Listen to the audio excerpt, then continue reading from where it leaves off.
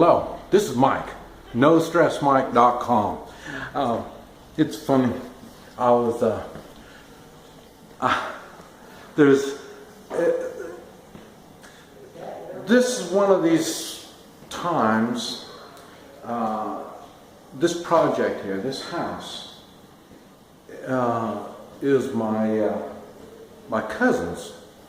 And what it is, he buys homes at wholesale, and then he sells them at retail.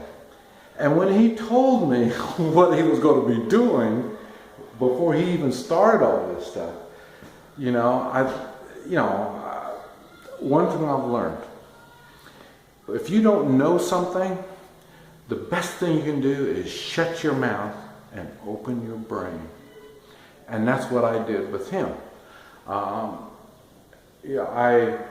He told me what he was going to do. I explained, because we're both in business. We both love business, and and we know how to talk to each other without ridiculing.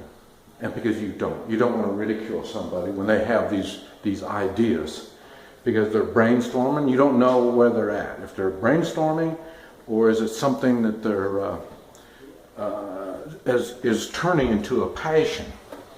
You really don't know. So you have to watch out, and especially if they're doing something that is really something that's foreign to you. You have to really watch out. That's why good parents go along with their kids when their kids are brainstorming and thinking about stuff. You don't, ridicule them and shut them down. And let's see, we'll kind of lighten this place up some so you can see it. But anyway, when my cousin told me this is what he's going to do, I was shocked, and I've never even heard of people buying houses at wholesale and selling them at retail. So it was kind of a unique thing for me. And like I say, I just kind of went along with him and started watching, and I've been staying up with his progress on how he's doing it. And he's not doing anything like a realtor would do, nothing at all.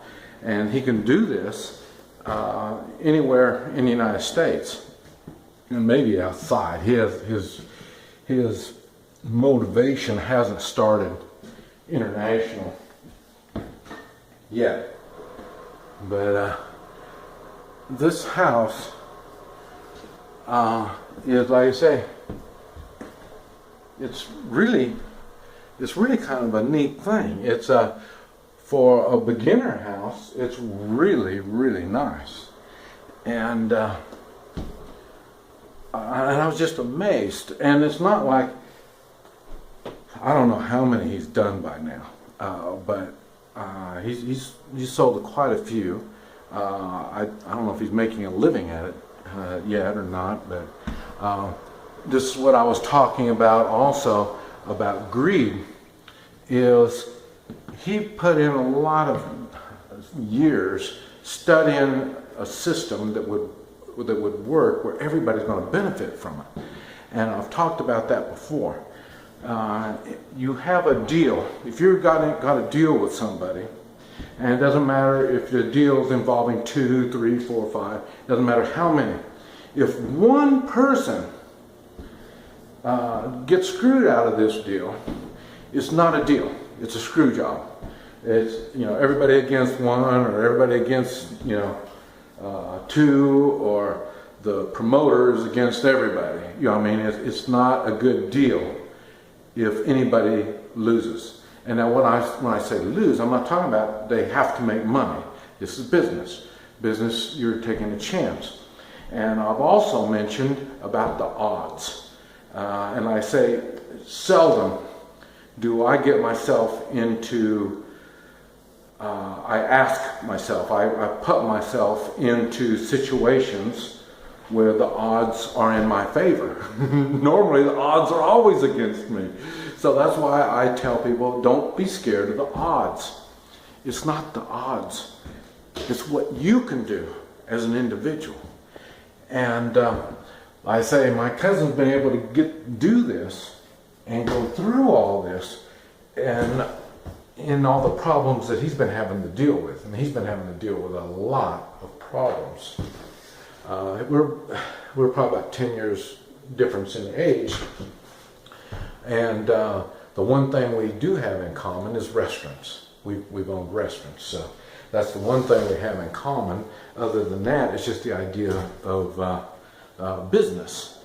And like I say, my cousin, this is the one that went to college to be a doctor, did everything but his residency, and then I say he's owned a funeral home. He's owned lots of different kinds of businesses, embroidery. I can't even imagine. And that's about like me. I had a bunch of stuff too. And not everything is profitable. Now we're right back to us talking about greed.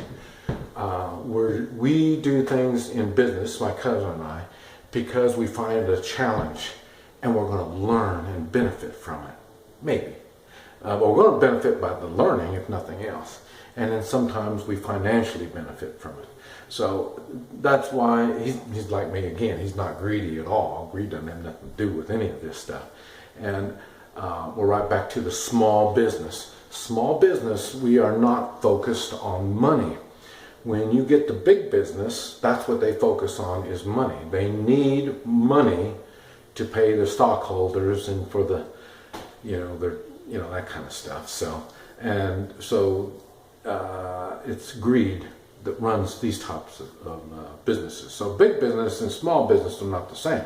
Now I'm not saying all small business people are not greedy. I'm not saying that, because there are quite a few that put the dollar ahead of satisfying the people. And I say even at a restaurant, we're doing a partnership at a restaurant. You're coming in, I'm getting you fed, I'm getting you taken care of, satisfying your needs. And when you get done, you should feel benefited out of the deal. We just did a business agreement. If the food was nasty, I don't care how much I charge you. If the food is nasty or you get sick, I charge you way too much, and that's a screw job. That's not good business. And that's why if a lot of times if we have unsatisfied customers, we don't want their money. If you're dissatisfied, that's it. Money is not involved in this thing. And I'm not going to let you use money as a tool to badmouth me.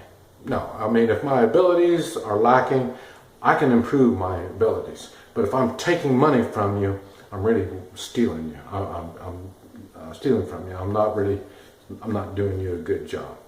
That's the difference. This is Mike. NoStressMike.com.